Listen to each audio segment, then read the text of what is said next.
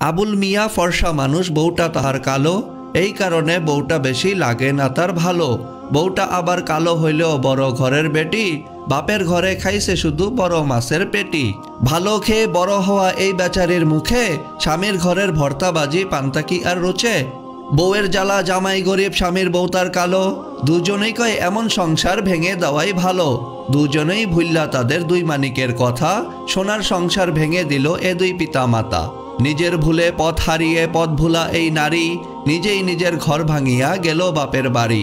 ভেবেছিল ভাইয়েরা তার আগের মতোই আছে, আগের মতোই বাসবে ভালো, টানবে বুকের কাছে।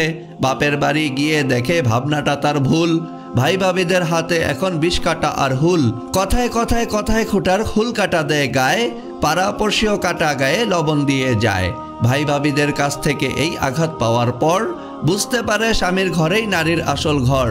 হেলায় হেলায় ঘর ভাঙিয়া ঘর হারা এই নারী, চোখের জলে বক্ষ ভাষায় বৈশ্যা বাপের বাড়ি।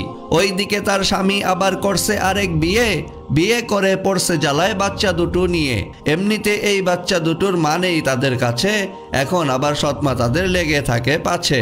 খানা খাদ্য খায় না ওরা, সারাটা দিন ঝিমায়, এদের নিয়ে বাপটা পড়ছে ফাটা বাঁশের চিপায়। চিপায় পইরা বাপটা কান্দে বাচ্চা বাপের দোষে, মাটা কান্দে ঘর হারাইয়া ভাইয়ের ঘরে বসে।